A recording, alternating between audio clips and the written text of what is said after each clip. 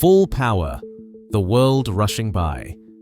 In Cessna's most popular cockpits, a single metallic click can mean instant loss of control because a 50-cent pin meant to anchor your seat is all that stands between takeoff and catastrophe.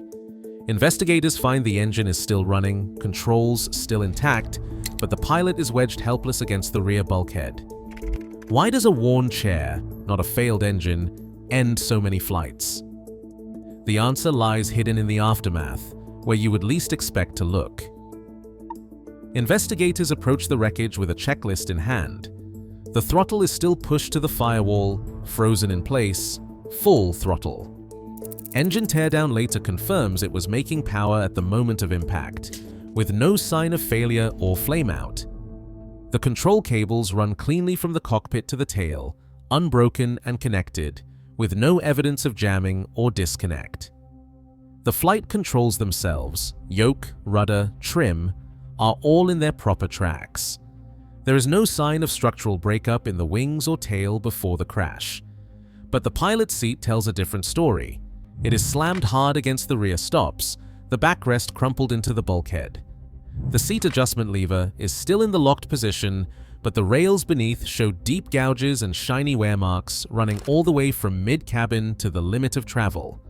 In some cases, the seat base is twisted, the metal tang bent, or even torn free from the track. The footwells are empty, rudder pedals untouched, throttle and mixture levers fully forward, as if the pilot never had a chance to reach them again. There is no evidence of a medical event, no sign of incapacitation. The logbooks show the aircraft passed its last annual inspection, with no discrepancies noted for the seat or track. Yet here, in the aftermath, the evidence is unmistakable. The seat is all the way back, the controls are untouched, and the throttle is wide open. This is not an engine-out scenario, nor a loss of flight control. It is a cockpit where the pilot was alive, the plane was flying, and the only thing that failed was the anchor holding the seat in place. The pattern repeats across incident after incident. Power available, controls functional, but the pilot found helpless, pinned at the rear, out of reach. The clues left behind demand a closer look, not at the engine, not at the wings, but at the worn metal beneath the seat. The signature of this failure is as distinct as a fingerprint. Full throttle, seat jammed aft, and a cockpit frozen in the moment the mechanism let go. A steel pin, sharp-edged when new, drops into a row of holes drilled along an aluminum rail.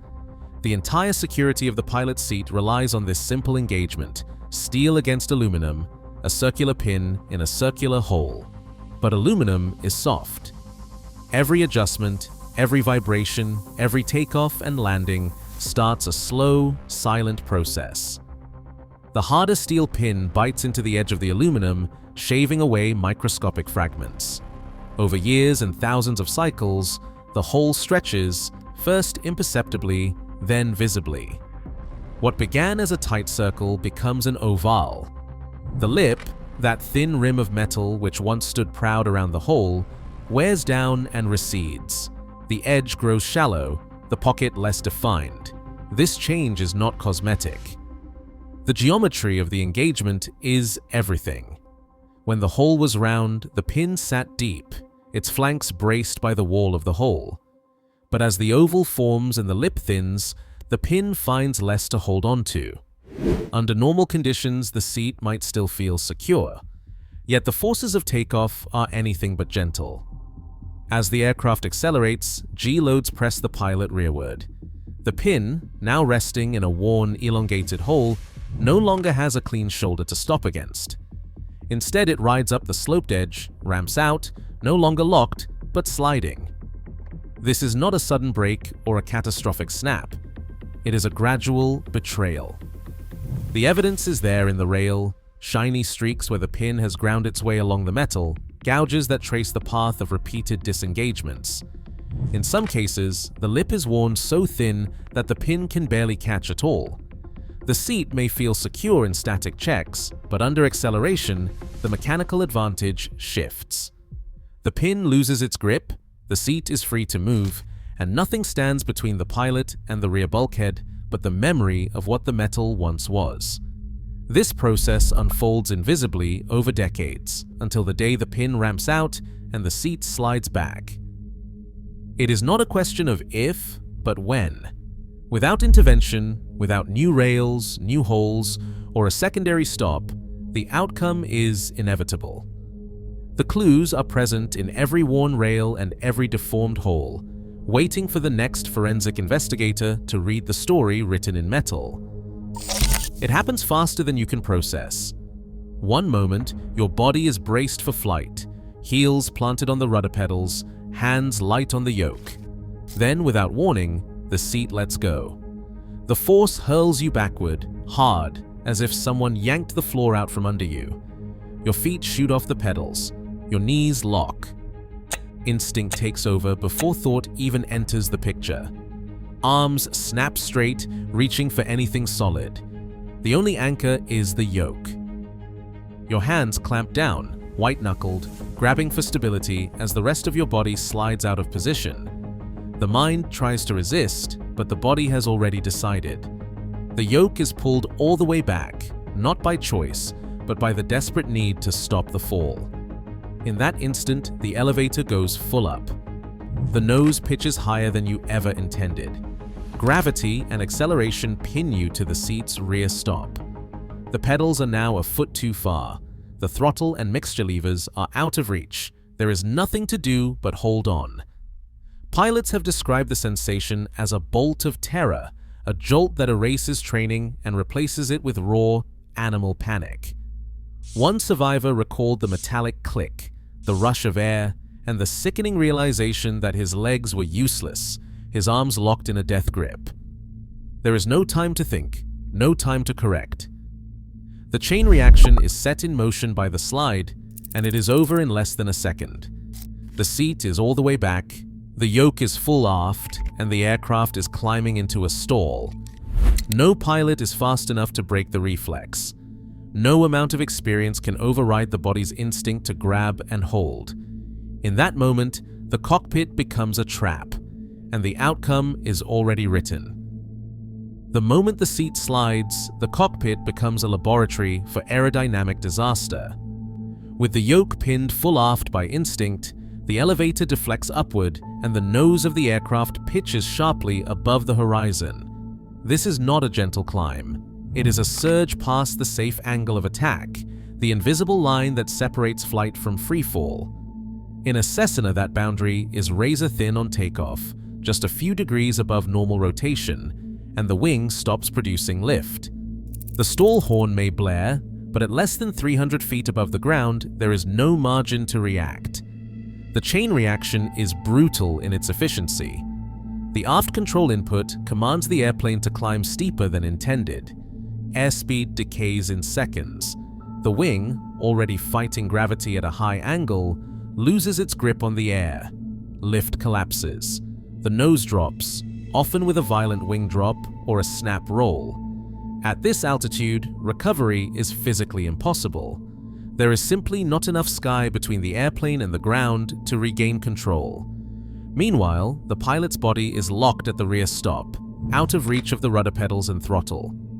Any hope of pushing the yoke forward or adding power is gone. The only thing left is the trajectory set in those first 2 seconds, the elevator up, the wings stalled, the ground rushing closer.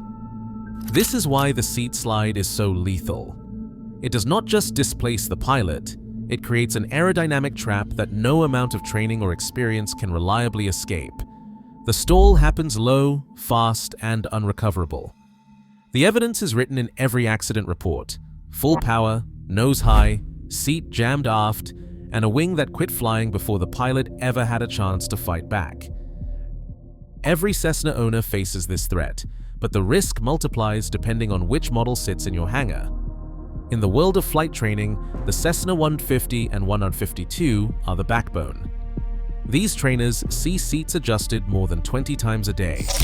New student, new instructor, every lesson a new body size. The rails wear out not over decades, but in a matter of months. A flight school owner puts it plainly. We replace brakes and tires all the time, but the seats get ignored until someone slides.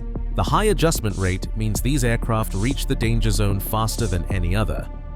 The Cessna 172 is the family sedan of the skies. With over 18,000 still flying in the US, it is the most common single-engine airplane ever built. That sheer number turns a rare mechanical flaw into a widespread hazard. One seat rail failure here does not just threaten a single pilot, it ripples through flight clubs, rental fleets, and family outings. The odds catch up, not because the design is rare, but because it is everywhere. Step up to the 182 Skylane, and the danger comes with horsepower. More acceleration on takeoff means more force driving the seat backward if the lock fails. In the 210 Centurion, the story turns brutal. 6 seats, a heavy cabin, and if the pilot seat lets go, the person behind can be crushed or trapped.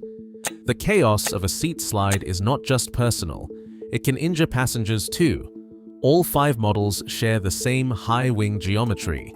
When the nose pitches up, gravity and acceleration team up to pull the seat rearward. Piper aircraft, with their low wing and different rail design, do not have this vulnerability. In Cessnas, the combination of routine wear, high fleet numbers, and unforgiving design geometry means no operator is immune. The exposure is as broad as the fleet itself. Federal law draws a hard line. Any Cessna. 150, 152, 172, 182, or 210 that does not meet the requirements of FAA Airworthiness Directive 2011-1009 is officially unairworthy. The directive is not a suggestion. It mandates repetitive, detailed inspections of every pilot seat rail, locking pin, and adjustment mechanism. Inspectors are required to measure the diameter of each rail hole. If it exceeds 0.42 inches, or if the rail lip is worn below the specified thickness, the aircraft cannot fly. The pin engagement must be at least 0.15 inches deep. Anything less, and the seat is at risk of ramping out under load. The directive also requires the installation of a secondary restraint, a mechanical stop or an inertia reel designed to catch the seat if the primary pin fails. This backup is not optional. If the secondary stop is missing, improperly installed, or fails to function during inspection, the airplane must be grounded until the deficiency is corrected. An FAA official puts it bluntly. Operating an aircraft out of compliance with this airworthiness directive is a violation of federal regulations. The risk is not theoretical. The seat rail is a flight-critical structure. If it fails, the pilot cannot control the airplane. NTSB investigators echo this stance. In accident after accident, their reports cite non-compliance as a direct factor. The evidence is always the same: oversized holes, worn lips, missing or ineffective secondary stops. The law is clear. If the seat rail or locking mechanism does not meet specification, the aircraft is not safe, not legal, and not allowed to fly.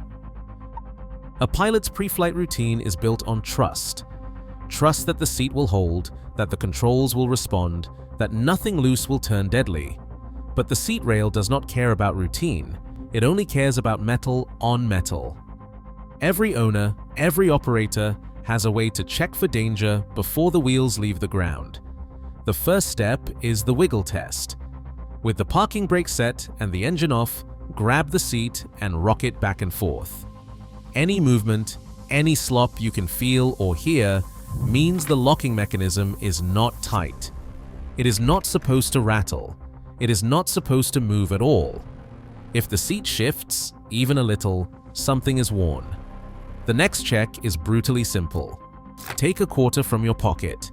Try to fit it into the seat rail hole where the pin drops. That hole should be round and tight. If the coin drops in loosely, the hole has stretched. That is the sign of ovalization, the silent wear that lets the pin ramp out under load.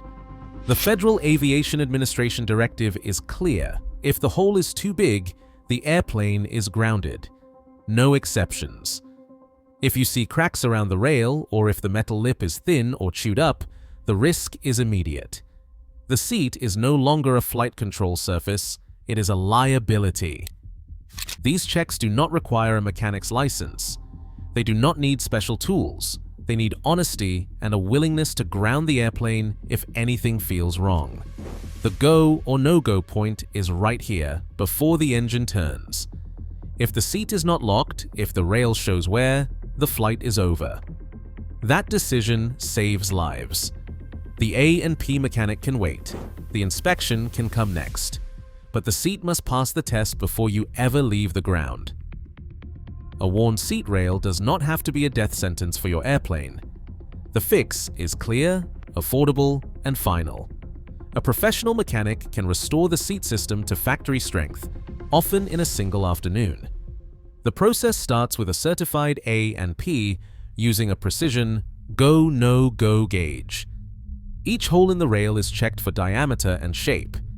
If any hole lets the gauge pass, or if the lip is thin or deformed, the rail is flagged for replacement. There is no guesswork, no room for compromise. The mechanic removes the old, worn rail and installs a new one. Most owners choose the McFarlane Aviation Rail, the industry's gold standard. These rails are engineered with harder alloys, tighter tolerances, and a reinforced lip that resists the ovalization that doomed the original design. The locking pin drops into a crisp, round hole, restoring the secure engagement that Cessna intended. The mechanic signs the logbook, certifying that the seat now meets all safety criteria. The typical cost for parts and labor is about $1,000 per seat. That is a fraction of the price of a new engine, and it is a permanent solution to a silent killer. Once the work is done, the seat slides smoothly, locks with a positive click, and stays exactly where you put it, no matter how hard you accelerate. The airplane is returned to service, fully airworthy and ready for flight. There is no shortcut, no patchwork, and no reason to fly with doubt. With the right parts and a proper sign-off, the seat rail problem is solved, definitively and for good. Right now, over 100,000 Cessnas remain in active service, many still flying with seat rails that can fail in a heartbeat. A 50-cent pin still decides if pilots live or vanish into a stall. The FAA directive is clear, but compliance is not universal. Safety is not just mechanical, it is vigilance. Every flight begins with the seat. The next life it saves could be yours.